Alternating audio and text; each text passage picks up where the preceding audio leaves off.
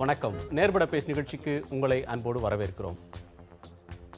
தேமுதிக தலைவர் விஜயகாந்த் அவர்களை, தமிழகத்தின் எதிர்க்கட்சி தலைவராக இருக்கக்கூடிய அவரை தரக்குறைவாக தாக்கியும் கண்ணிய குறைவாக விமர்சித்தும் உண்மைக்கு புறம்பாகவும் பல்வேறு கேலி சித்திரங்கள் வாயிலாக கிண்டல் செய்வது ஃபேஸ்புக், வாட்ஸ்அப் போன்ற பல்வேறு சமூக வலைதளங்களில் தொடர்ந்து நடந்து வருகிறது. ட்விட்டர் போன்றவற்றிலும் கூட அவர் இகழப்படுகிறார். இது எங்களுடைய மனதை புண்படுத்துகிறது. வேண்டுமென்றே அவரது புகழை குலைக்கக்கூடிய அளவிற்கு உள்நோக்கத்தோடு சிலர் வேண்டுமென்றே இதை செய்கிறார்கள்.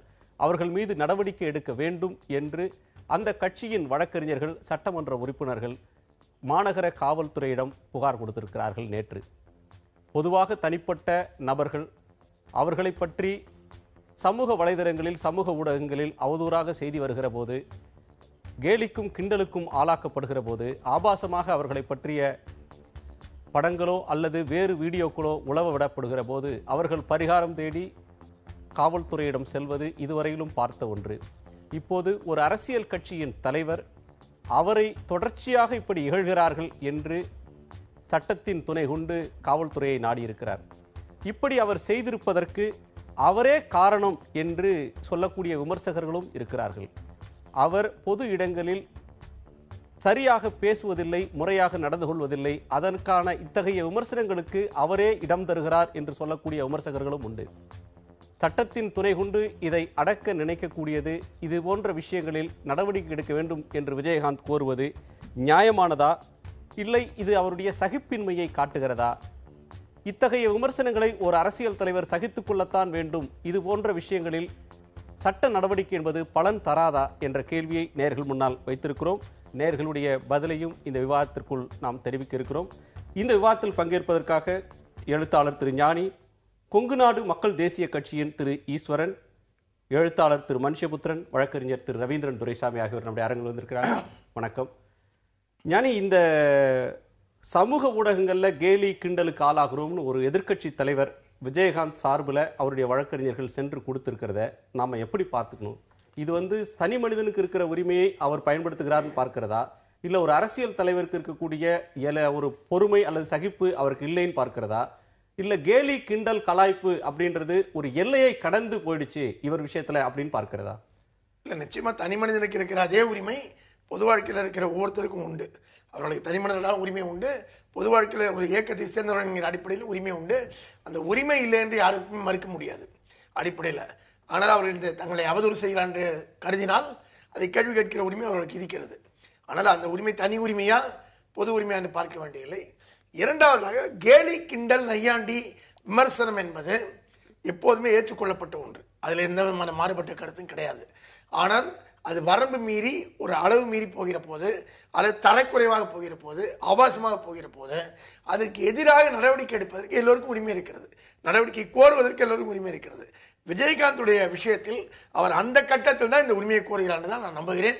அதற்கு முன் கட்டத்தில் கிண்டல் செய்வதையோ நெய்யாண்டி செய்வதையோ அவர் எதிர்க்கிறார் நான் கருதவில்லை. அவருக்கு சகிப்புத்தன்மை இல்லை என்று நான் கருதவில்லை. சட்டப்படி அவர் செய்தது நியாயப்படி அவருக்கு உள்ள உரிமையை பயன்படுத்தியிருக்கிறார். அவருடைய புகார் சரி அப்படின்றது உங்களுடைய புகார்ல நிச்சயமாக பிரைமா ஃபேசி நிச்சயமாக நியாயம் இருக்கிறது. ஈஸ்வரன், உங்களுடைய கருத்து என்ன? அரசியல் கட்சி தலைவர்கள் விமர்சனத்திற்கு உட்பட்டவர்கள். இதில் இருக்கிற விவகாரம் என்னவென்றால், அவருடைய கருத்துக்கள் விமர்சனத்திற்கு உட்பட்டதா, அவர்கள் விமர்சனத்திற்கு உட்பட்டவர்களா? இதில் எந்த ஒரு மனிதனும் அவர்கள் கொடுக்கின்ற சந்தர்ப்பம், அவர்கள் கொடுக்கின்ற வாய்ப்பு, அவர்கள் பொது இடத்திலே நடந்து கொள்ளுகின்ற முறை, இதை வைத்து கருத்துக்களை விமர்சனங்களாக வைப்பது வாடிக்கையாக இருந்து கொண்டுதான் இருக்கிறது. திரு விஜயகாந்த் அவர்கள் மேல் இந்த விமர்சனங்கள் எல்லாம், இந்த கேலி சித்திரங்கள் எல்லாம் இன்றைக்கல்ல, இது சில ஆண்டுகளாகவே இது நடந்து கொண்டிருக்கின்றது. இன்றைக்கு தான் அதை காவல் நிலையத்தில் சென்று புகாராக கொடுத்திருக்கின்றார்கள். இன்றைக்கு எந்த தலைவரை கேலி செய்யவில்லை? எல்லா தலைவர்களையும் அவ்வப்போது, அதாவது திரு கேஜ்ரிவால் அவர்களை இந்த தேர்தலுக்கு முன்னால் வேறு மாதிரி செய்து கொண்டிருந்தார்கள். இந்த தேர்தலுக்கு பிறகு திரு மோடி அவர்களை அதை விட மோசமாக இன்றைக்கு விமர்சனம் செய்கிறார்கள். கேலி சித்திரங்கள் இன்றைக்கு சமூக வலைதளங்களிலே வருகின்றது. அதற்கெல்லாம் புகார் கொடுத்து கொண்டிருந்தால் தீர்வு எங்கே என்பது தேடித்தான் கண்டுபிடிக்க வேண்டும். ஏன்னா இன்னைக்கு நம்ம நாட்டில் விஜயகாந்தோட புகாரை நீங்க எப்படி பார்க்கிறீங்க? அவர்கள் என்னை பொறுத்தவரை இதை ஒரு விளம்பரப்படுத்திய ஒரு புகாராக கொடுத்திருக்க வேண்டியதில்லை. குறைந்தபட்சம் இது ஒரு விவாத பொருளாக மாறி இருக்க வேண்டியதில்லை.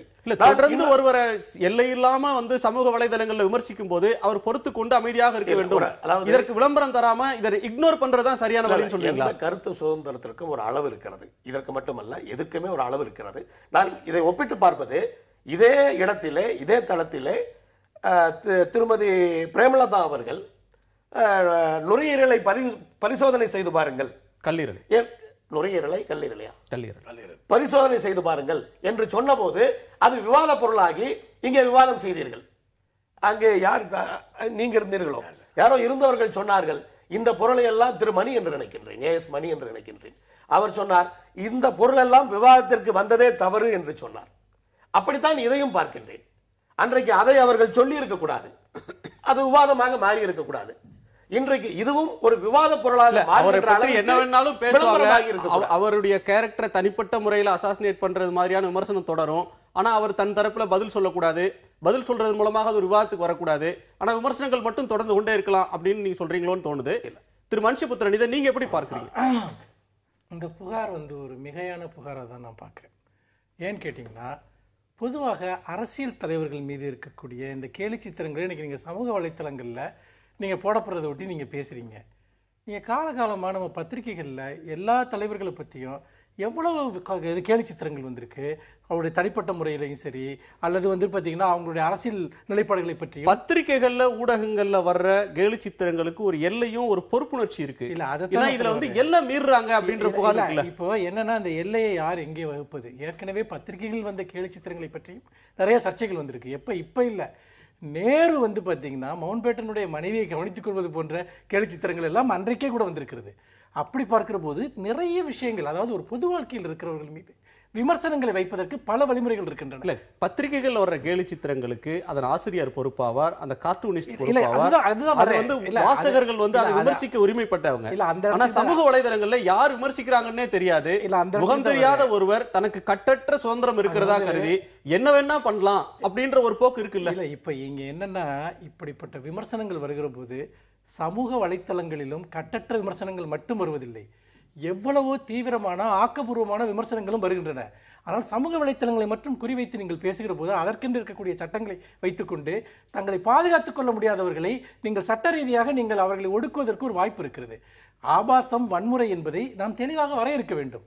அப்படி வரையறுக்கிற போதுதான் இந்த சிக்கல்களை தீர்க்க முடியும். ஆனால் இப்பொழுது அவர் மேல் வைக்கப்படுகிற பல விஷயங்கள், இதற்கு நிகரான விஷயங்கள் பல தலைவர்களை பற்றி, இவரை விட பெரிய தலைவர்களை பற்றி எல்லாம் கூட கடந்த காலத்தில் வந்து வைக்கப்பட்டிருக்கிறது. நீங்கள் நன்றாக யோசித்து பாருங்கள், தமிழ்நாட்டில் இருக்கக்கூடிய எந்த தலைவரை பற்றி கடுமையான கேலி சித்திரங்கள் வெளியிடப்படவில்லை. அப்படி என்றால் தலைவர்களுக்கு ஒரு சகிப்புத்தன்மை வேண்டும் என்று நான் நினைக்கிறேன். இன்னொரு விஷயம், இது போன்ற வாட்ஸ்அப் அல்லது ஃபேஸ்புக் இதில் பரவுறதையெல்லாம் ஒரு பெரிய சமூக தாக்கத்தை உருவாக்கக்கூடிய தன்மை நீங்க சொல்றீங்களே, சகிப்புத்தன்மைக்கு ஒரு எல்லை இல்லையா? இல்ல, அதைத்தான் நான் சொல்ல வருகிறேன். அதாவது நான் எப்படி கேட்கிறேன், ஒரு சமூகத்தில் ஒருத்தரை பற்றி ஒரு மிகப்பெரிய ஹீரோ வர்ஷிப் உருவாக்கப்படுது. அது எந்த விதத்திலுமே டெமோக்ரஸிக்கோ அல்லது ஒரு சிவில் சொசைட்டிக்கோ சம்பந்தம் இல்லாத ஒரு விஷயம்.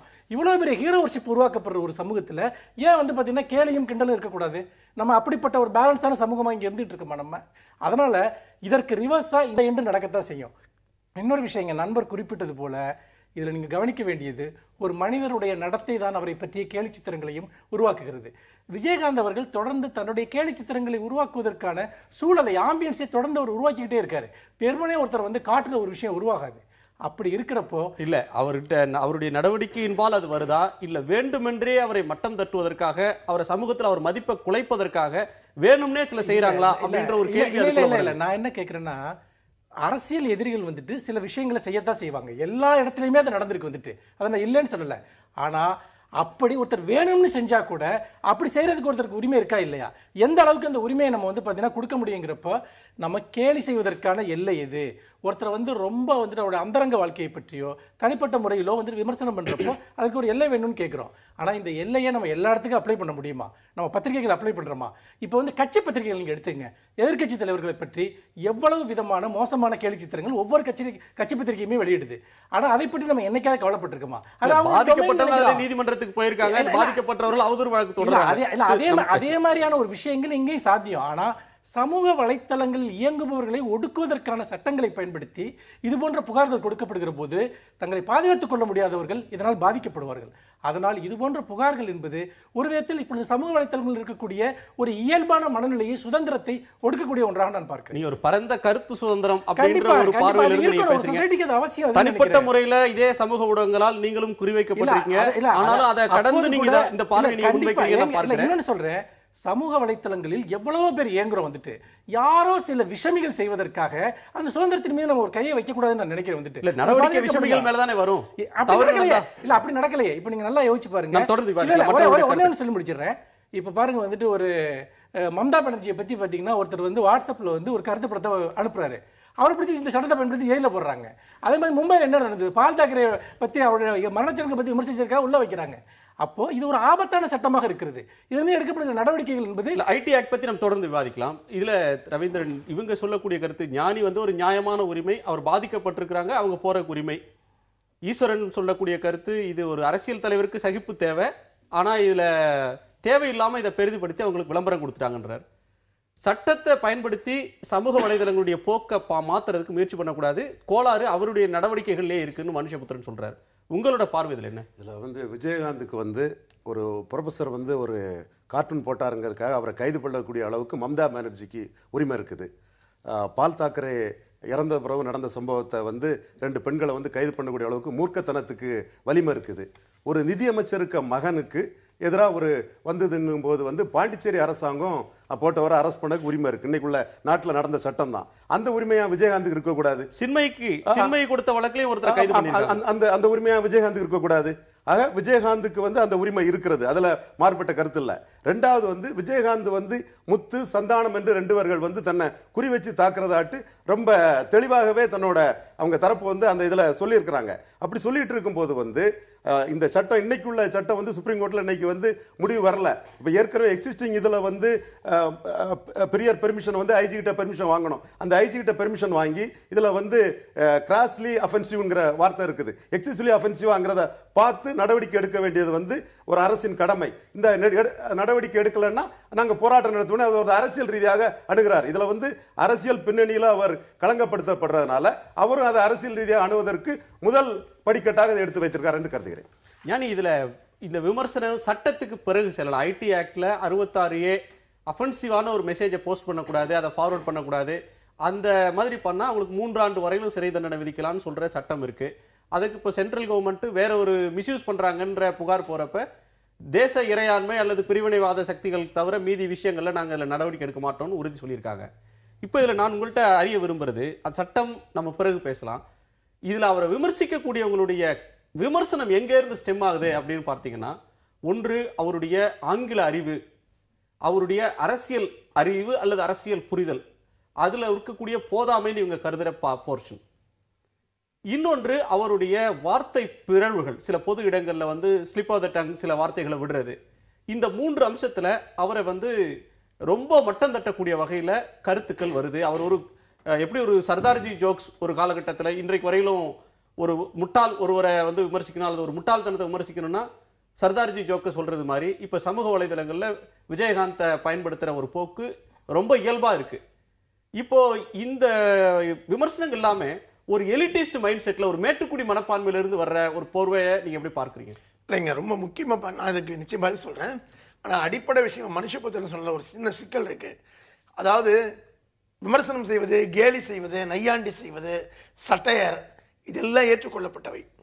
இப்போ இங்க பிரச்சனை இந்த வரம்பிலேயே இல்லை, இதற்கு அப்பால் போய்விட்ட நிலைமையை பற்றி மட்டும்தான் நம்ம பேசுறோம். இப்போ விஜயகாந்துடைய அரசியல் யாரையும் கிண்டல் பண்ணக்கூடாது நானும் சொல்லலை. விஜயகாந்த் மட்டுமல்ல, யாருடைய அரசியலையுமே தாராளமாக நையாண்டி செய்யலாம். இப்போ ஏதோ ஒரு இலவச பொருள் ஒன்று அறிவிக்கிறாங்கன்னா இது மட்டும் ஏன் இலவசமாக அறிவிக்கிறீங்க, இன்னும் இதையும் அறிவிங்களான்னு கிண்டல் பண்றாங்க. என்ன, அதெல்லாம் கிண்டல் பண்ணலாம், நையாண்டி செய்யலாம்.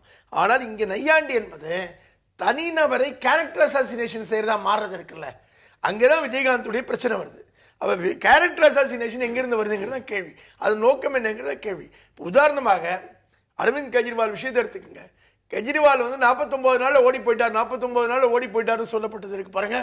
அது முழுக்க முழுக்க மீடியால கட்டமைக்கப்பட்ட ஒரு பிம்பம். ஆனால் தேர்தல் முடிவுல பாத்தீங்கன்னா 49 நாள்ல ராஜினாமா பண்ணிட்டு போனது இல்ல, உண்மைதானே? 49 நாள்ல ராஜினாமா, 49 நாள் ஆட்சியில் இருந்தார் என்பது ஃபேக்ட். 49 நாள் ராஜினாமா செய்தார் என்பது ஃபேக்ட். ஓடி போயிட்டாருங்கிறது அவதூறு. என்ன விமர்சனமா பார்க்க முடியாது. அது விமர்சனம் இல்ல, அது விமர்சனம் இல்ல, அது அவதூறு. இங்கதான் வேறுபாடு வருது. என்ன ஆம் ஆத்மியின் பார்வையில அது அவதூறு, இல்ல பார்வையில பொதுவான பார்வையில சொல்றேன்.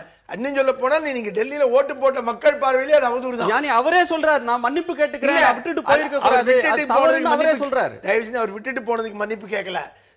எப்படி பதவிக்கு வருவதற்கு முன்னால் மக்களை கிராம சபா கூட்டி கேட்டமோ அதே போல விலகுவதற்கு முன்னால் நான் கிராம சபை கூட்டி தெரிவிச்சு விட்டு போயிருக்கணும். அப்படி செய்யாத போறதுக்கு நான் மன்னிப்பு கேட்கிறேன் தான் அவர் சொல்றாரு. ஆனால் விலகினதை அவர் தவறு என்று கருதவில்லை. விலகுவதை தவிர வேற வழியே இல்லைங்கதான் நீ சூழ்நிலை அரசியல், அதுக்குள்ள நம்ம போய் வேணும் அந்த விவாதத்துக்குள்ள. ஆனால் அடிப்படை பாயிண்ட் என்னன்னா, தொடர்ந்து 49 நாள்ல ஓடி போனவருங்கிற அவதூறு இன்னைய வரைக்கும் இப்பவும் கூட சொல்ல முயற்சி பண்ணி கொண்டே இருப்பது திட்டமிட்டு கட்டமைக்கப்பட்ட ஒரு பிரச்சாரம். ஆனால் ஓட்டு போட்ட மக்கள் அங்க அந்த 49 நாள் ஆட்சி நன்றாக இருந்ததுன்னு கருதின காரணத்தினாலதான் ஓட்டே போட்டிருக்காங்க. அது அஃபென்சிவ் கிடையாது. நான் சொல்ல வரதே கட்டமைக்கப்படுவதை பற்றி பேசுறேன். இப்ப 49 நாள்ல ஓடி போனான்னு கட்டமைச்சாங்க இல்லையா உன்ன, அது எப்படி திட்டமிட்டு கட்டமைக்கப்பட்டது? முழுக்க முழுக்க சைபர்ல வேலை செய்யறதுக்குன்னு ஒரு டீம் போட்டு அந்த டீம் தினசரி ஃபேஸ்புக்ல ஸ்டேட்டஸ் போடுவது, ட்விட்டர்ல ஸ்டேட்டஸ் போடுறது, ஒரு அமைப்பு இயங்கிக்கிட்டே இருக்கு. இந்த மாதிரி இன்னைக்கு சமூக வலைத்தளம் என்பது மனுஷபுத்திரன் சொல்வதை போல தனிநபர்கள் தங்கள் சுதந்திரமாக இங்கு இயங்குவதற்கான இடமாக மட்டும் அது இல்லை. அது பல்வேறு அரசியல் அமைப்புகள், சமூக இயக்கங்கள், கட்சிகள், நிறுவனங்கள் அவர்கள் ஆட்களை நியமித்து வேலைக்கு வைத்து திட்டமிட்டு ஒரு பிரச்சாரம் செய்யக்கூடிய இடமாக இருந்து கொண்டிருக்கிறது. அப்ப அந்த பிரச்சாரம் வரும்போது வலுவானதா இருந்ததுன்னா அதை தங்களுடைய பிரச்சாரத்துக்கு பயன்படுத்துறதுக்கு ஒரு இயக்கம், ஒரு கார்ப்பரேட் பயன்படுத்துறது பிரச்சாரம் செய்வது. பத்திரிகை எடுத்தீங்க, பிரிண்ட் மீடியத்தை எடுத்தீங்க. பிரிண்ட்ல நீங்க வந்து ஒரு விளம்பரத்துக்காக ஒரு விஷயத்தை ஒருத்தர் எழுதுறாரு, ஒரு டாக்டரோட பேட்டி வருதுன்னா நீங்க அது அட்வர்டோரியல்னு குறிப்பிட்டாகணும். அது அட்வர்டோரியல் இல்லைன்னு சொல்ல முடியாது, எடிட்டோரியல்னு சொல்ல முடியாது, அது அட்வர்டோரியல்னு பிரிக்க வேண்டிய. சமூக வலைதளத்துல ஒரு சினிமா விமர்சனம் உட்பட எதுவா இருந்தாலும் பணம் வாங்கி கொண்டு வேண்டுமென்று நட்டு வைக்கப்பட்ட செய்தியாதுன்னு உங்களுக்கு தெரியவே தெரியாது. இதுதான் இங்க இருக்கிற அமைப்பில் இருக்கிற சிக்கல். அப்போ ஒரு திட்டமிட்டு விஜயகாந்த் இல்ல, நாளைக்கு மனுஷபுத்திரனை பத்தி ஆகட்டும், என்னை பற்றி ஆகட்டும், நாங்களாம் பேஸ்புக்ல கடுமையா இயங்குறவங்க, யாரை பற்றி வேண்டுமானாலும் ஒரு குழு திட்டமிட்டு எதிராக வேலை செய்ய முடியும். அப்ப அந்த செய்யும் போது நியாயமான நெய்யாண்டி விமர்சனத்தை நான் ஆதரிக்கிறேன். ஆனால் கேரக்டர் அசாசினேஷன் வேண்டும் என்று செய்வதற்கு இறங்கினா நிச்சயம் நம்ம மனுஷபுத்திரனை பத்தினே கேரக்டர் அசாசினேஷன் இப்ப உரையாட முடியாது, நம்ம அதை விவாதிக்க முடியாது. அவர் மேலே ஒரு கடுமையான கேரக்டர் அசாசினேஷன் போயிருக்கு பாத்தீங்கன்னா வலைத்தளங்கள்ல. இல்ல அதாவது என்ன இல்ல அதுல ஒரு நான் ஒன்று சொல்லணும்னு நினைக்கிறேன். இப்ப பாருங்க, ஒரு மனிதரை பற்றி அவருடைய தனிப்பட்ட வாழ்க்கையை பற்றி பொய்யான தகவல்களை எழுதுவது என்பது வேறு. இன்னொன்று, ஒரு பொது வாழ்வில் இருக்கக்கூடிய மனிதரை பற்றி அவருடைய வார்த்தைகளின் அடிப்படையில், செயல்களின் அடிப்படையில் கேலி சித்திரங்களை வெளியிடுவது என்பது வேறு. ரெண்டையும் நம்ம கன்ஃபியூஸ் பண்ண வேண்டாம்னு நினைக்கிறேன். இப்போ உதாரணமா ஞானியோட பர்சனல் லைஃப்பை பற்றி ஒருத்தர் வந்து பார்த்தீங்கன்னா இல்லாத கட்டுக்கதைகளை உருவாக்குறாருன்னு வச்சுங்க, நிச்சயமா அது அஃபென்ஸ் வந்துட்டு. ஆனால் விஜயகாந்த் விஷயத்தில் மற்ற தலைவர்களின் மீது எப்படி கேலி சித்திரங்கள் வெளியிடப்படுகிறதோ அதே போல தான் நடந்து கொண்டிருக்கிறது. இப்போ இவர் கட்டமைக்கிற எப்படி மற்ற தலைவர்கள் மேல போடுற கேலி சித்திரத்தை இதையும் ஒண்ணு சொல்றீங்க? அவர் வந்து இங்கிலீஷ் தெரியாத ஒரு குற்றமா? இல்லங்க, ஒருத்தருக்கு இங்கிலீஷ் சரியா வராது அப்படின்றதுக்காக அவர் என்ன வேணா மலினமா பேசலாம். நான் என்ன சொல்றேன்னா, ஒருத்தரை பத்தி இங்கிலீஷ் தெரியாதுன்னு சொல்லுவாங்க, இன்னொருத்தரை பத்தி வந்து பாத்தீங்கன்னா வேற அவர் எதை முன்னிறுத்துகிறாரோ தன்னை பற்றி அதன் அடிப்படையில் கிண்டல் பண்ணுவாங்க. நான் சரின்னு சொல்ல வரல, ஆனா இந்த கிண்டல் செய்வதற்கான உரிமையை நான் விட்டுக் கொடுக்க கூடாதுன்னு சொல்றேன். ஏன்னு கேட்டீங்கன்னா, இதுல நீங்க கை வச்சீங்கன்னா ஒவ்வொருத்தரும் சொல்லுவாங்க இதனால எனக்கு புண்படுது, இது அஃபென்ஸ்ன்னு. உங்க சட்டத்துல இருக்கா தெளிவா இதெல்லாம் அஃபென்ஸ், இதெல்லாம் செய்யக்கூடாது அப்படின்னு ஒரு கோட் உங்க சட்டத்துல இருக்கா? இன்னொன்னு, இந்த ஆர்கனைஸ் பண்ற விஷயத்தை பத்தி சொன்னார், அது நடக்குது, நான் இல்லைன்னு சொல்லல. ஆனா இப்ப விஜயகாந்துக்கு எதிராக இப்படி ஒருத்தர் ஆர்கனைஸ் பண்றாங்கன்னா ஏன் அதே ஆயுதத்தை இவங்க பயன்படுத்த முடியல? இவங்க மற்ற தலைவர்களுக்கு எதிராக பண்ண முடியும், நியாயமே இல்ல. இப்ப எனக்கு என்ன சக்தி இருக்கு? எனக்கு எதிராக ஒரு அமைப்பே வேலை செஞ்சுட்டு இருக்கு. வேலைக்கு வச்சு சம்பளம் கொடுத்து முடியுமா? எம்எல்ஏ வச்சு ஒரு கட்சியினுடைய தலைவர் அவருக்கு எதிராக சமூக வலைத்தளங்கள்ல இது மூலம் பிரச்சாரம் நடக்குதுன்னா இவங்க எதிர் பிரச்சாரம் பண்ண முடியாதா? அதுக்கான டீம் உருவாக்க முடியாதா? அதுக்கான சோர்ஸ் அவங்களுக்கு இல்லையா? இன்னொன்னு, கருத்து சொன்னாங்க, முகம் தெரியாத ஒருத்தர் மனுஷபுத்திரன் என்ன சிக்கல் வருதுன்னா, நீங்க ஒரு கருத்து ரீதியான ஒரு விமர்சனம் முன்வைக்கப்படும் போது அதற்கு பதில் கருத்து அவங்க சொல்றதுக்கு வாய்ப்பு இருக்கும். ஆனா எந்த விதமான அடிப்படை இல்லாம யார் விமர்சிக்கிறாங்கன்றதும் தெரியாம ஒருத்தர் மேல தொடர்ச்சியான தனிப்பட்ட அவதூறு தொடர்ந்து பரப்புறாங்க, இப்போ உள்நோக்கத்தோட பண்றாங்கன்னா அவர் யாரை திருப்பி இப்ப உதாரணத்துக்கு இப்ப பாருங்க. அவர் ஒரு பேர் இந்த முத்து சந்தானம்னு 2 பேர் சொல்றாருல. இப்ப விஜயகாந்த் இங்கிலீஷ் தெரியாது, விஜயகாந்த் ஒரு முட்டாள், விஜயகாந்த் ஒரு மண்டு அப்படின்னு கிண்டல் பண்ணிட்டே இருக்காரு முத்து. இப்ப முத்துவை பத்தி என்னன்னு அவங்க பதிலுக்கு எழுத முடியும்?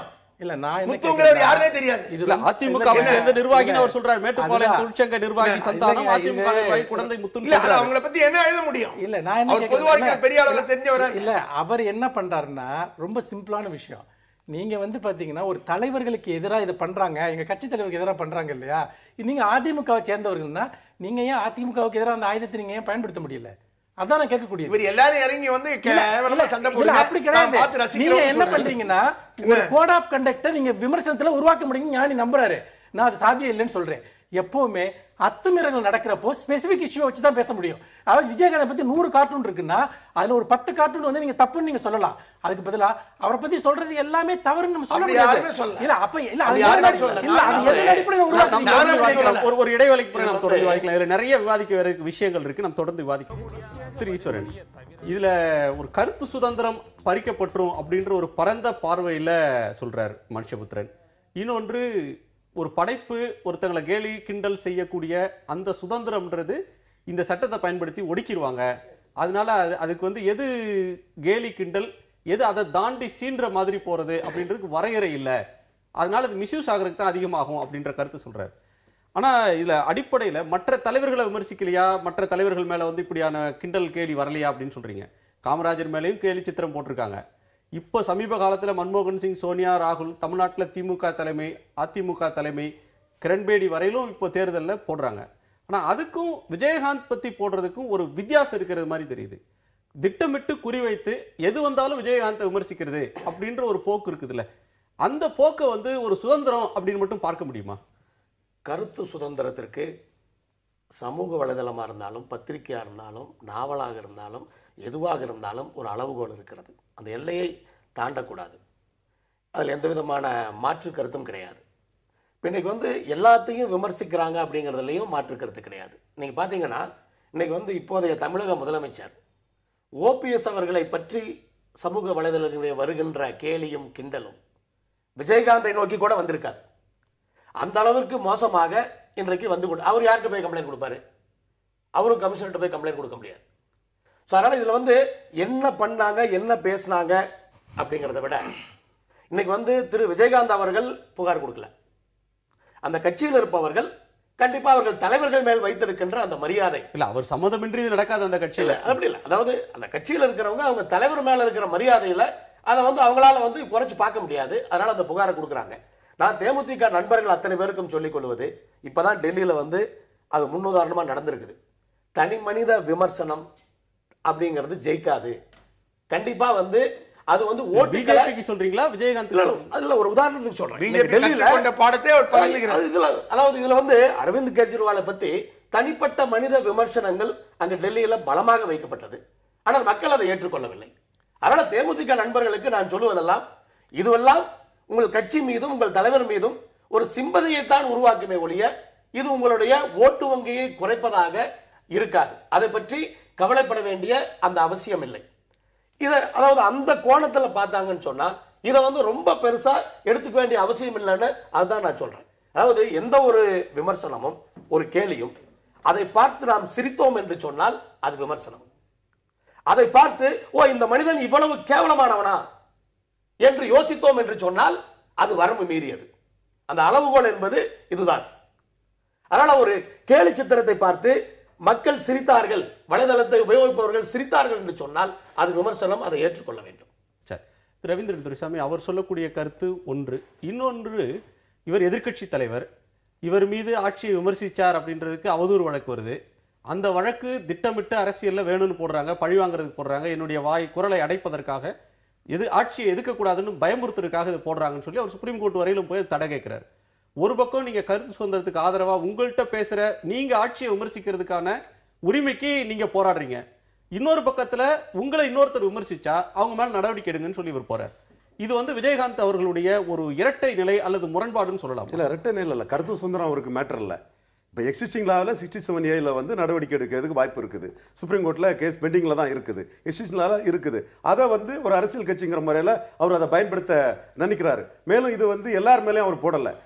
அவரோட கட்சி செல்வாக்க கொலைக்கு நினைக்கக்கூடிய மாற்று கட்சியை சேர்ந்த 2 பேர் மேலே தான் அவர் போடுறாரு. அவர் இந்த அணுகுமுறை எடுக்கிறதுல தப்பு இல்லைன்னு தான் நினைக்கிறேன். இதே ஒவ்வொரு தலைவரும் ஒவ்வொரு அணுகுமுறை எடுப்பாங்க. நீங்கள் வந்து மன்மோகன் சிங்கையும் காமராஜரை பற்றியும் பேசுனீங்க. மன்மோகன் சிங் வந்து வாயை திறக்கார். அவர் மிச்சர் சாப்பிடக்கு தான் வாயை திறப்பார்ல. மன்மோகன் சிங்கை ரொம்ப இதாக பேசுனாங்க. ஆனால் ஒரு தடவை வாய் திறந்தாரு. அது இன்னைக்கு வரலாறா இருக்குது. பிஜேபி எம்பிக்கள் அத்தனை பேரும் இருக்கும்போது வந்து ஒரே தான் சொன்னாரு. சாதாரண ஆட்டுக்குட்டியான நான் இரும்பு மனிதரான உங்கள் அத்வானியை தோற்கடித்தவன் ஒரு வார்த்தை சொன்னாரு. அத்வானி ஷாக். அவ்வளவு பிஜேபி எம்பிக்களும் ஷாக் ஆனாங்க. சோனியா காந்தி அதை அதிர்ச்சியா தான் பார்த்தாங்க. இன்னொன்னு காமராஜ் பற்றி ஒன்று சொன்னீங்க. அந்த இது வந்து காமராஜுக்கு ஆங்கிலம் தெரியாதுன்னு சொல்லும்போது அவர் வந்து அதை பற்றி பதிலே சொல்லல. ஆனா பிரதமர் லால்பூர் சாஸ்திரி பேசக்கூடிய பிரஸ் மீட்ல அவர் வந்து ஒரு கருத்துல பிரதமர் திணறும் போது அவர் வந்து ஆங்கிலத்தில் அந்த பதில சொன்னார். இது ஒரு வகை. ஆனால் இங்கு வந்து விஜயகாந்தோட செல்வாக்கே வந்து முழுக்க குறைத்து அவரை ஒரு அரசியல் தலைவர் அல்ல, ஒரு கோமாளி என்ற மாதிரி ஒரு சித்தரிக்க வேண்டும் என்ற ஒரு நோக்கம் இருக்கும்போது அதை எதிர்கொள்ள வேண்டிய நிர்பந்தம் தேமுதிகவுக்கு நிச்சயமாக இருக்கத்தான் செய்கிறது. விஜயகாந்த் வந்த அரசியலே வந்து ரஜினிகாந்த் போன்றவர்கள் வந்து ஒரு வட மாவட்டத்தை சேர்ந்த ஒரு தலைவரை கண்டு மிரண்டு ஓடிய போது அவரை எதிர்கொண்டு வீரமாக வந்து ஒரு தலைவர். இன்னைக்கு கூட அவர் வந்து கல்லீரல் பாதிக்கப்பட்டுன்னு சொன்னது வந்து கடுமையா விமர்சிக்காது. அது அவரோட மனநிலையில அவர் கொஞ்சம் வீக்கன் ஆயிட்டாங்கிறதையும் காட்டுது. என்றாலும் இந்த மாதிரி அவரை பற்றி விமர்சனம் வரும்போது அவரோட செல்வாக்கு குறைய வாய்ப்பு இருக்கிற அச்சத்தில் அந்த கட்சி வந்து இதை எடுத்திருக்கிறாங்க. இதை அரசியல் ரீதியாக அவங்க எடுத்திருக்காங்க. கருத்து சுதந்திரத்துக்கோ மற்ற இதுக்கோ இதுல வந்து நீங்க போக வேண்டிய அவசியம் இல்லை. விஜயகாந்த் மேட்டர் இதை வந்து அவங்க அடுத்த கட்டம் எப்படி எதிர்கொள்ள போறாங்க, இதை எப்படி ஃபைட் பண்ண போறாங்க, மாநில அரசு எப்படி எதிர்கொள்ள போறாங்கிறத நம்ம பார்க்கலாம். இல்லை, இமேஜ் மேக் ஓவர் அப்படின்ற ஒரு கருத்தை சொல்றாரு. இதற்கு முன்னால் நாம இதே அரங்கில் விவாதிச்சிருக்கிறோம். அவருக்கும் ஜெயலலிதா அவர்களுக்கும் ஒரு வாக்குவாதம் வந்தது. குடிகாரன் அவரை சொன்னாங்க, நீங்க ஊத்தி கொடுத்தீங்களான்னு கேட்டார். பிறகு அந்த விமர்சனம் தொடர்ந்த நிலையில அவர் ஒரு மாதத்துக்கு முன்னால் கோவையில் நடந்த அவங்க கூட்டத்தில் வந்து எனக்கு குடிப்பழக்கம் இல்லைன்னு அவர் சொன்னார். அவருடைய மனைவியும் வந்து அதை சொன்னாங்க. அதன் தொடர்ச்சியாக இந்த கேலி சித்திரங்கள் இது தொடர்பாக தனிப்பட்ட பழக்க வழக்கம், அவருடைய அரசியல் அறிவு பற்றி வரக்கூடியதை எதிர்த்து இப்ப போலீஸுக்கு போறாங்க. இது எல்லாமே அவருடைய செல்வாக்கை சரிய வைக்கிறதுக்கு சிலர் முயற்சி பண்றாங்க. அதை நிலைநிறுத்துறதுக்கு அந்த கட்சி முயற்சிக்குது. அதோட ஒரு பகுதின்னு பார்க்கலாமா? விஜயகாந்தை பற்றிய கேலி சித்திரங்களை வெளியிடுகிறவர்கள் அல்லது கேலி செய்பவர்கள் எல்லோருமே விஜயகாந்தனுடைய எதிர்க்கட்சியை சேர்ந்தவர்கள் என்று நீங்கள் நினைக்கிறீர்களா? எதிர்க்கட்சியை சேர்ந்தவர்கள் நீங்க விஜயகாந்தை பற்றிய விமர்சனங்கள், கேலி சித்திரங்கள் எவ்வளவு பரவலாக இருக்கின்றன. அதே போல அவர் மேல அன்பு இருக்கிறவங்களும் கூட செய்யலாம். அது நம்ம கண்டிப்பாக முடியாது. அப்படி இருக்கப்போ இது முழுக்க ஒரு கான்ஸ்பிரசி தியரிக்குள்ள கொண்டு போறது இருக்கு இல்லையா? இதுதான் எனக்கு ரொம்ப வேடிக்கையா இருக்கு. அதாவது அஃபென்சிவான சில விஷயங்கள் இருக்கலாம், நான் இல்லைன்னு சொல்லலை. திட்டமிட்டு இதை பண்ணுகிறார்கள் என்று சொன்னால் இந்த திட்டம் முதல்ல பலிக்காது. ஏன்னு கேட்டிங்கன்னா இந்த சமூக வலைத்தளங்கள் இது போன்ற விஷயங்களுக்கும் நம்முடைய தேர்தல் அல்லது ஒரு கட்சியினுடைய தலைவரினுடைய செல்வாக்கும் இதற்கும் நடைமுறையில் எந்த சம்பந்தமும் இல்லை என்பதை நாம் தொடர்ந்து பார்த்து கொண்டிருக்கிறோம். அதோடு மட்டும் இல்லாமல் மிகப்பெரிய ஊடகங்கள் உருவாக்கக்கூடிய பிம்பங்கள் கூட பல சமயங்களில் செல்லுபடியாவதில்லை. இதை நீங்கள் அரவிந்த் கெஜ்ரிவால் விஷயங்களை வச்சு கூட நீங்க பார்த்தீங்க. அப்படி இருக்கிறப்ப மக்கள் ஒரு தலைவரை நம்புவது அவர் நீங்களே சொல்லிருக்கீங்க, ஊடகத்தோட ஊதி பெரிதாக்கப்பட்ட பிம்பம்னு நாடாளுமன்ற தேர்தல். ஆனா என்னன்னா அந்த பிம்பம் வந்து எப்படி கலைக்கப்படுகிறது அதுதான் விஷயம். அதுல ஊடகத்தினுடைய பிம்பம் மட்டும் செயல்படல, எத்தனையோ விதமான ஃபோர்ஸ் அதுக்குள்ள செயல்பட்டது. அதற்கு ஊடகம் சப்போர்ட்டிவா இருந்தது. நான் என்ன கேட்கிறேன்னா, இப்படி தன்னை பற்றிய எல்லா இமேஜையும் ஒருத்தர் சரி பண்ணணும், தன்னுடைய இமேஜை பில்டப் பண்ணணும்னா அதை அவர் முதல்ல தன்னிலிருந்து ஆரம்பிக்கணும். உதாரணமா ஒருத்தர் தேர்தல் பிரச்சாரத்தில் போகையில் தன்னுடைய கட்சி வேட்பாளரையே வந்துட்டு அடிப்பார். வந்துட்டு அதை பற்றி பார்த்தீங்கன்னா அதன் அடிப்படையில் கேலி சித்திரங்கள் வெளியிட்டா உடனே என் மேலான பர்சனலான தாக்குதல்னு சொல்லுவார். போன எலெக்ஷன் பிரச்சாரத்தை அவர் எப்படி நடத்தினாருங்கிறத உலகமே பார்த்து வந்துட்டு அப்போ வந்து அவர் அதை வந்து பார்த்தீங்கன்னா ஒரு அரசியல் கட்சியினுடைய தலைவர் அதை நடத்துவது போல் தான் அதை நடத்தினாரா? எத்தனை விதமான கோமாளித்தனங்கள். ஒரு நிமிஷம் கோமாளித்தனம் நீங்க சொல்றீங்க. பொது இடத்துல அவர் யதார்த்தமா இருக்கிறார், மற்றவங்க மாதிரி பாசாங்காக அதுவே அவருக்கு நெகட்டிவா போகுதுன்னு சொல்றீங்க. நான் என்ன சொல்றேன்னா, உங்களுக்கு அது யதார்த்தமா தோணுது, எனக்கு அது கோமாளித்தனமா தோணுது. நீங்க யதார்த்தம் சொல்றதுக்கு உங்க உரிமை இருக்கு இல்லையா? அது கோமாளித்தனம் சொல்றதுக்கு உரிமை இருக்கு. இதுதான் விஷயம் வந்துட்டு. அப்ப நம்முடைய பார்வைகள், நம்முடைய அணுகுமுறைகளின் அடிப்படையில் அபிப்பிராயங்கள் வித்தியாசப்படும். அப்போ சில விஷயங்களை நான் ஏற்றுக்கொள்வேன், சில விஷயங்கள் இருக்கக்கூடாதுன்னு சொல்வது என்பது அடிப்படையில் நான் என்ன சரி பண்ணிக்க மாட்டேன், என்னோட அரசியலை சரி பண்ணிக்க மாட்டேன், ஆனா எனக்கு எதிராக எதுவும் சொல்லக்கூடாதுங்கிறது. இன்னொன்னு, நீங்க கொள்கை சார்ந்த அரசியலை பண்ணா, சொல்லி முடிச்சிடறேன், கொள்கை சார்ந்த அரசியலை பண்ணா நீங்க கொள்கை சார்ந்த விமர்சனங்கள் உங்க மேல வரும். அதற்கு பதிலா உங்களுடைய தனிமனித பிஹேவியர் தான் உங்களுடைய அரசியலா முன்னிறுத்தப்படுது அப்படின்னு சொன்னா அது சார்ந்த விமர்சனங்கள் தான் வரும். இது இந்த வாதமே விசித்திரமா இருக்கு. ஏன்னா இவர் ஆதரிக்கக்கூடிய திமுக ஆகட்டும், கலைஞர் கருணாநிதி ஆகட்டும், கொள்கை சார்ந்த அரசியல் செய்யாம வேற அரசியல் செய்யறதா அவர் நினைக்கிறாரா? அவங்கள பத்தி தான் விமர்சனம் வந்து பாத்தீங்கன்னா அவங்கள பத்தி தான் விமர்சனம் வருது. இதுக்கு நான் ஒண்ணுமே இல்ல, அவங்க கொள்கை மாறுபட்ட இல்ல ஒண்ணு சொல்றீங்க. இப்ப கலைஞரோட முகநூல் பக்கத்துல தினமும் அவரை பத்தி அவர் போடுற அந்த இது ஸ்டேட்டஸ்க்கு கீழே எவ்வளவு ஆபாசமான என்ன தெரியுமா, அவர்கள் அதை வந்து பாத்தீங்கன்னா பொருட்படுத்தல, அந்த கருத்துக்கள் வெளிப்பட்டு அவங்க நினைக்கிறாங்க. இதை நான் கூட வந்து பாத்தீங்கன்னா யோசிச்சிருக்கேன் எதுக்கு இதை அலோவ் பண்றாங்கன்னு. ஆனா மக்கள் சக்தியை தெரிந்த ஒரு தலைவர் இதை பொருட்படுத்த மாட்டார். மக்களுடைய அபிப்பிராயங்கள் எதன் மீது உருவாக்கப்படுகிற தலைவர் பொருட்படுத்த மாட்டார். கலைஞருக்கு இருக்கக்கூடிய அந்த முதிர்ச்சி என்பது விஜயகாந்திற்கு இல்லை என்பதை தான் காட்டுகிறது. ஞானி, இதுல இன்னொரு கேள்வி, முதிர்ச்சி பிரச்சனையே இல்ல, கலைஞருக்கு முதிர்ச்சி இருக்கலாம், விஜயகாந்துக்கு நீங்க இப்ப விஜயகாந்த் மேல டெமோக்ரஸி அப்படிதான் சாத்தியப்படும். விஜயகாந்துக்கு முதிர்ச்சி இல்லன்னு வேற நீங்க இப்ப ஒரு அவதூறு பண்ணீங்க. இப்படி சொன்னா விமர்சனம் தானே, அப்படி பார்த்தா அது ஒரு விமர்சனம் தானே. சரி, விமர்சனம் செஞ்சிட்டாங்க. அப்படி பார்த்தா ஞானி தன்னுடைய வாழ்நாள்ல எழுதின எல்லா விமர்சனங்களுமே அவதூறு தான். இந்த அடிப்படையில பார்த்தா அவ்வளவுதான் அவதூறு தான். இல்ல அது அவ்வளவுதான் அவதூறு தான். அவர் எழுதின கட்டுரைகள் சரி, நீங்க செஞ்சது விமர்சனம் என்ன ஏற்றுக்கொள்ளீங்க? முதிர்ச்சி இல்லன்னு சொல்றது ஒரு அவதூறு சொன்னா ஞானி அந்த விமர்சனம் இல்ல எப்படி சொல்றது? இப்போ முதிர்ச்சியோட ஒருத்தர் ஏற்றுக்கொண்டால் இன்னொருத்தருக்கு அது முதிர்ச்சியிலே ஏற்றுக்கொள்ளவில்லைன்னு வைத்துக் கொண்டால் கூட அது அல்ல விஷயம். செய்யப்பட்டது சரியா தப்பாங்கிறத விஷயம். அதை வந்து ஏற்றுக்கிறது ஏற்றுக்காத பொறுத்தல்ல விஷயம். அப்ப செய்யப்பட்டது வந்து கேவலமாக, கலைஞரை பற்றி கேவலமாக ஆயினாலும் தப்புதான், ஜெயலலிதாவை பற்றி ஆயினாலும் தப்புதான், விஜயகாந்தை பற்றி ஆயினாலும் தப்புதான். பிரச்சனை வந்து அவர்கள் அரசியலை விமர்சிப்பதை பற்றி அல்ல. அவர் இந்த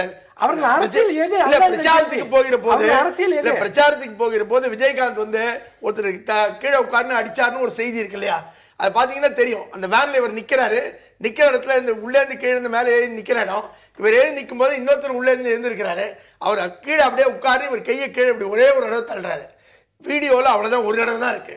ஆனால் வலைத்தளத்துல இது வந்து திரும்ப திரும்ப கை போய் வருகிற மாதிரி 22 முறை எடிட் செய்யப்பட்டு போட்டோஷாப் செய்யப்பட்டு என்ன வீடியோல அது நீங்க பாத்தீங்கன்னா திரும்பி திரும்பி அவர் அடிச்சு அவர் உட்கார வைக்கிற மாதிரி தான் பரப்பப்படுது. அப்ப இது திட்டமிட்டு தான் இந்த மாதிரியான விஷயங்கள் நடக்குதுங்கிறது இருக்குல்ல, இதை ஒட்டி அது யாரும் மறுக்கவே முடியாது. ஏன் அவர் விமர்சனத்துக்கு ஆளாகிறார்ன்ற ஒன்று, ஏன் வந்து அவருடைய நடவடிக்கைகளும் செயலும் நடவடிக்கைகள் அடிப்படைன்னு பார்த்தா இது எல்லா அரசியல் தலைவர்களுக்கும் பொருந்தும். இல்ல ஞானி, எந்த அரசியல் தலைவரும் மிகச் சிறப்பாக நடந்து கொள்ளக்கூடிய சூழ்நிலை நம்முடைய அரசியல் இல்ல. இல்ல விஜயகாந்த் மீதான இந்த தனிப்பட்ட தாக்குதல்கள் வர்றது எப்படி கம்பேர் பண்ணுவீங்க? ஒன்று அவருடைய நடவடிக்கைகள் காரணமாக அமைகின்றன அப்படின்றது ஒரு வாதம்.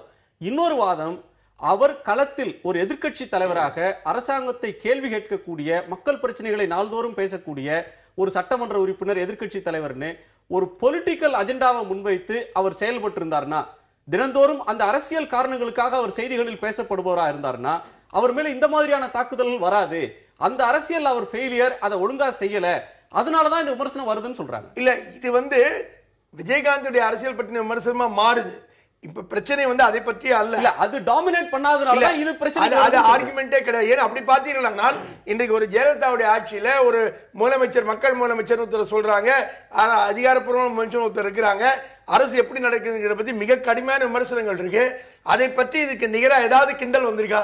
இதுக்கு நிகரான தளத்தை ஏதாவது நிகரான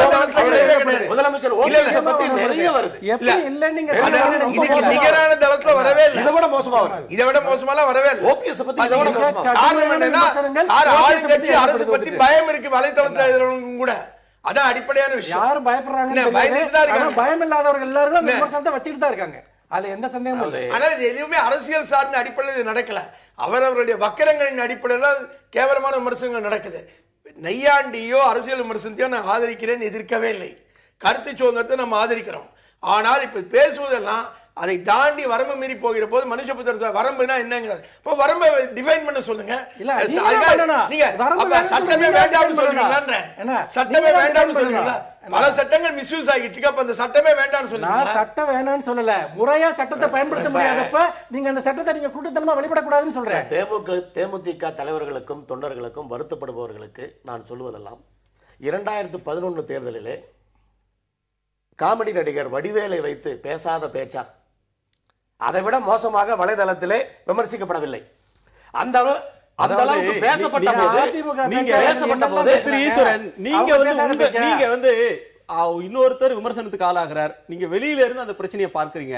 அதே மாதிரியான ஒரு விமர்சனத்துக்கு நாள்தோறும் நீங்க ஆளானீங்கன்னா நீங்க இதே கருத்தை பேசுவீங்களான்றது ஒரு அதாவது கேள்வி. இல்ல, நான் என்ன சொல்ல வரேன், இவங்க வந்து புகார் கொடுத்ததை தவறுன்னு நான் சொல்லல. இதை வந்து பெருசு பண்ண வேண்டாம். ஏன்னா இது கண்டிப்பா உங்களுடைய வாக்கு வங்கியவோ உங்களுடைய வளர்ச்சியவோ இது பாதிக்காது, கண்டிப்பாக பாதிக்கிற விஷயம் அல்ல. இதனால நீங்க அதை பத்தி கவலைப்படாத. 2011 உதாரணத்தை அப்படி பார்த்தா 2011 தேமுதிக யாருமே ஜெயிச்சிருக்க கூடாது. வேட்பாளர் அடிக்கிறாரு, இது போட்டு கேப்டன் போட்டு எவ்வளவோ அன்றைக்கு இருந்த அரசியல் சூழல் வேறு. இன்றைக்கு அதுக்கு பிறகு அவரை பத்தி திட்டமிட்டு அன்றைக்கு அவர் மேல வச்ச விமர்சனத்தை விட சமூக வலைதளங்கள்ல இன்றைக்கு அவரை ஒரு கேலி பொருளாக மாற்றப்பட்டிருக்கிறார். நான் வடிவேல வச்சு பண்ண கிண்டலை விட இது கம்மியா தான் நான் பாக்குறேன். திமுக பண்ணாரு, யார் பண்ணாலும் அதுக்கு ஒரு பெரிய கிரெடிபிலிட்டி வரல. யார் பண்ணாலும் சரி, அது அப்படிதான் இருந்தது. இன்னொன்னு, இன்னைக்கு இதை பத்தி நம்ம பேசுறோம்.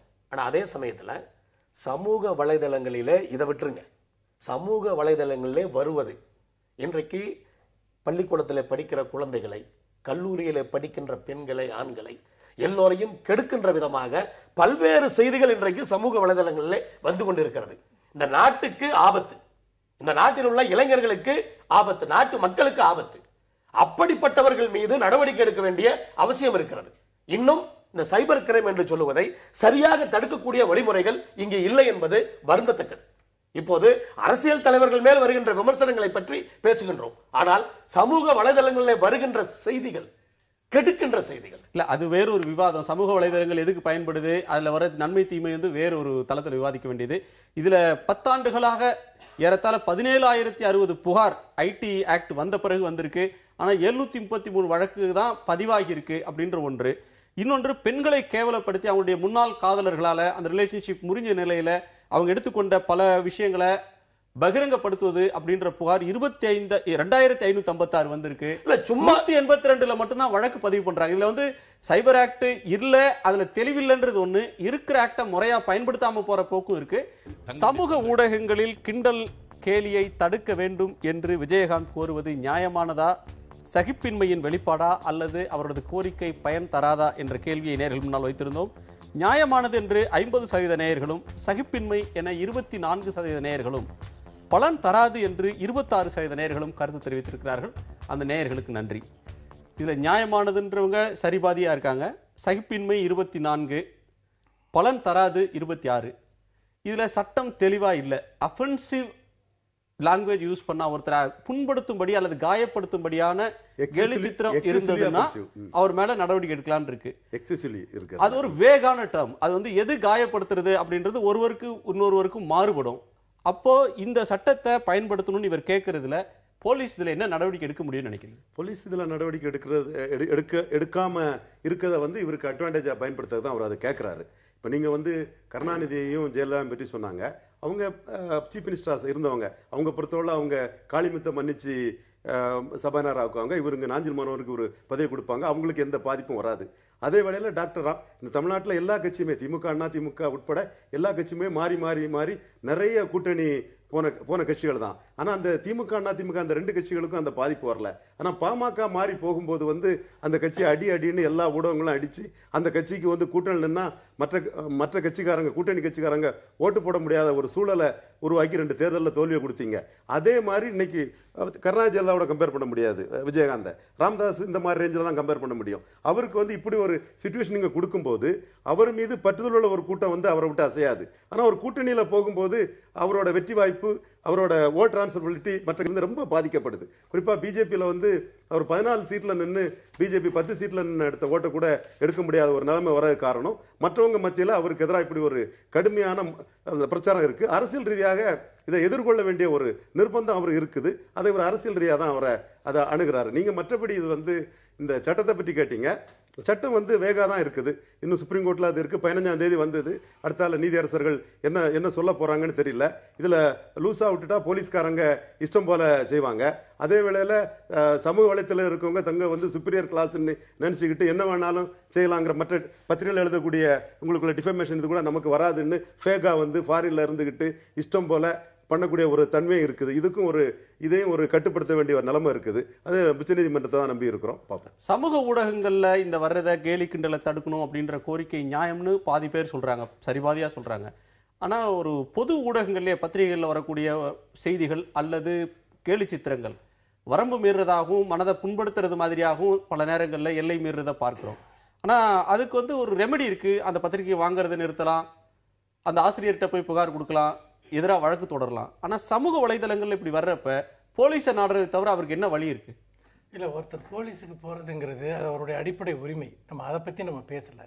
ஆனால் அந்த உரிமையை நம்ம எதன் அடிப்படையில் செயல்படுத்துறதுங்கிறது தான் இங்கே பிரச்சனை. இப்போ உதாரணமாக நீங்கள் சமூக வலைத்தளத்தில் நிறைய கம்ப்ளைண்ட்ஸ் வருது. எங்களை பற்றி ஒரு அஃபென்சிவாக ஒரு விஷயம் போட்டிருக்காங்கன்னா உடனே வந்துட்டு போலீஸ் வந்துட்டு அந்த பேஜை பிளாக் பண்ண முடியும், அந்த பேஜை தடுக்க முடியும். ஆனால் அதற்குள்ள நூற்றுக்கணக்கான நபர்களால் அது ஷேர் பண்ணப்பட்டு அது ஒரு பெரிய வைரலாக அது வந்து பார்த்தீங்கன்னா இது சமூக வலைத்தளங்கள் பரவங்கள்ட்ட போகுது. அப்போ இந்த டெக்னாலஜியோடைய நேச்சர் நீங்கள் புரிஞ்சுக்கணும். வந்துட்டு இப்போ நண்பர்களோட சொன்னார், இப்போ வெளிநாட்டிலேருந்து ஒருத்தர் உகாண்டாவிலேருந்து ஒருத்தர் ஒரு ஸ்டேட்டஸ் போடுறாரு, அது இங்கே வந்து பரவுது. அதை நீங்கள் எப்படி வந்து நீங்கள் கண்ட்ரோல் பண்ணுவீங்க? என்ன லீகல் ஆக்ஷன் அது மேலே எடுப்பீங்க வந்துட்டு? அப்போ இது ஒரு குளோபல் மீடியா. இது வந்துட்டு இந்த குளோபல் மீடியா சிச்சுவேஷனுக்குள்ளார நீங்கள் இது போன்ற சட்ட விதிகளை கொண்டு வருவது என்பது உண்மையிலே நடைமுறையில் பயனில்லாத ஒரு விஷயம். அதற்கு பதிலாக இது போன்ற விஷயங்கள் வர்றப்போ நமக்கு ஒரு சமூக பொறுப்புணர்வு இருக்கக்கூடியவங்க அதை பற்றி நீங்கள் வந்து ஃபேஸ்புக்கில் வந்துச்சுன்னா ஃபேஸ்புக்கே ரிப்போர்ட் பண்ணலாம், நீங்கள் வாட்ஸ்அப்புக்கே அதை ரிப்போர்ட் பண்ணலாம் ஒருத்தர் வந்துட்டு. அப்படி பல விஷயங்கள் இங்கே நடந்திருக்கு வந்துட்டு. அதை விட்டுட்டு இது எல்லாத்தையுமே ஒரு பொது ஒழுங்குக்குள்ளே ஒரு பொது கண்காணிப்புக்குள்ளே கொண்டு வரணும் அப்படின்னு நம்ம ஆரம்பித்தோம்னா எதை வேண்டுமானாலும் நீங்கள் கொண்டு வரலாம். யார் வேணாலும் இது என்னை கொச்சப்படுத்துது, என்னை புண்படுத்துதுன்னு சொல்லலாம். ஒருத்தரும் அதிகாரத்திற்கு எதிராக அல்லது ஒரு பெரிய ஒரு பவரை வச்சுக்கிட்டு இருக்கவங்களுக்கு எதிராக, மக்கள் செல்வாக்கு உள்ளவங்களுக்கு எதிராக எதையுமே சொல்ல முடியாது வந்துட்டு. இது உண்மையிலேயே நம்ம நாட்டை உருவாக்கிட்டு வரக்கூடிய ஒரு மிகப்பெரிய ஒரு டேஞ்சர். 10 பேர்த்து நீங்கள் மிரட்டினீங்கன்னா 100 பேர் சைலண்ட் ஆயிடுவாங்க. நம்ம எதை சொன்னாலும் நமக்கு பிரச்சனை வந்துடும் அப்படிங்கிற பயம் எல்லாத்துக்கும் வரும். விமர்சிக்க கூடியவங்களை மிரட்டுற தன்மை தான் சொல்றேன். இது வந்து இந்த சமூக வலைத்தளங்கிறத நம்ம நெகட்டிவ் ஆங்கிள் பேசிட்டு இருக்கோம். இதுதான் முதலாக ஒரு காமன் மேனோட மீடியம். இதுதான் ஒரு பொதுமக்களோட ஒரு மீடியம். முதல் முறையாக நம்ம இந்த மீடியத்தில் பேச ஆரம்பிக்கிறோம். அதில் சில விஷமிகள் இருப்பாங்க, ஆனால் பெரும்பாலானோர் தங்களுடைய ஆதங்கங்களை, வருத்தங்களை, கோபங்களை வந்துட்டு இந்த மீடியத்தை தொடர்ந்து பதிவு பண்ணிகிட்டே இருக்காங்க. அதற்கான எல்லைகளை உடனடியாக வகுப்பது என்பது சாத்தியம் அல்ல. இன்னொன்று சொல்கிறேன், இது சமூகத்தில் நடந்து கொண்டிருக்கக்கூடிய ஒரு மிகப்பெரிய ஒரு உரையாடலை தான் நான் பார்க்குறேன். அதில் அஃபென்சிவாகவும் சில விஷயங்கள் இருக்கும், பாசிட்டிவாகவும் சில விஷயங்கள் இருக்கும். அதனால் இப்போ பொது ஒழுங்கையெல்லாம் அதன் மேலே கொண்டு வர்றது அல்லது இதை இந்த அளவுக்கு விமர்சிக்கணுங்கிறதையெல்லாம் நீங்கள் உருவாக்கணும்னு சொன்னால் அது எந்த அடிப்படையில் நீங்கள் உருவாக்க போகிறீங்க? அதுக்கு என்ன விதிமுறைகள் நீங்க வச்சிருக்கீங்க? சட்டத்திலும் தெளிவில்லை. அவர் ஒரு அரசியல் தலைவர் வந்து இப்படி அணுகுனதும் சரியில்லை அப்படின்ற ஒரு பார்வை மாறி மாறி வைக்கப்படுது. இதுல விஜயகாந்த் அவருடைய அரசியல் போக்குல மாற்றம் வந்தா இந்த பிரச்சனைகள் விமர்சனங்கள்லாம் வராதுன்னு நீங்க சொல்வீங்களா? அதாவது இப்ப நியாயமானதுன்னு பாதிக்கு மேல வந்து கருத்து தெரிவிச்சிருக்காங்க. அந்த காரணமே சிம்பதி தான். அந்த சிம்பதியை வந்து அது மாதிரி அந்த விமர்சனங்கள் சிம்பதியை உருவாக்கி இருக்கு. ஒன்று இதில் வந்து பலனளிக்காது அப்படின்னு சொல்கிறவங்க, ஏன்னா வந்து இதுக்கான சட்டங்கள் வந்து சரியாக இல்லை.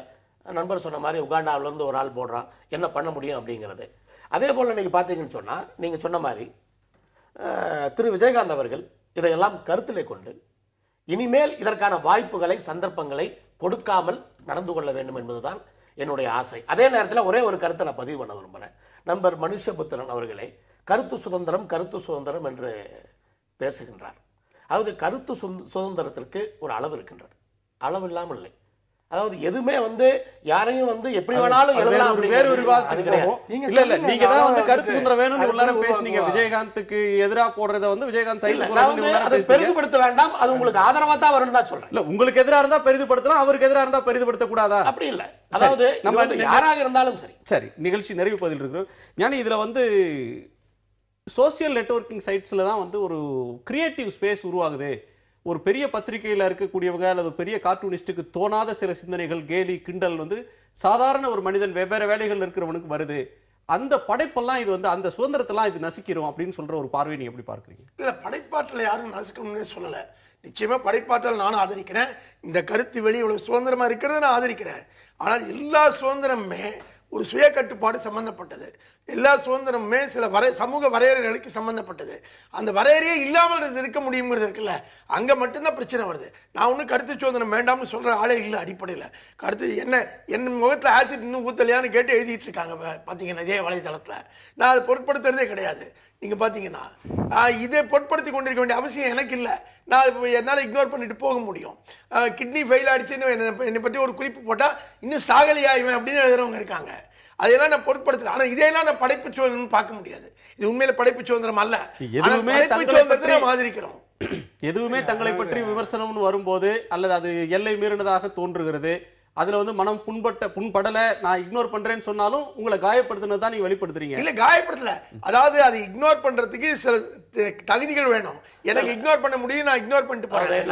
மனுஷபுத்திரன் சொன்ன மாதிரி ஒரு விஷயம் பாருங்க, வந்துட்டு இப்ப ஞானி மட்டும் இல்ல, என்னை பற்றி உடல்நிலை சார்ந்தும் வேறு பல விஷயங்களையும் மதம் சார்ந்தும் ஏராளமான விஷயங்கள் எழுதப்பட்டிருக்கு.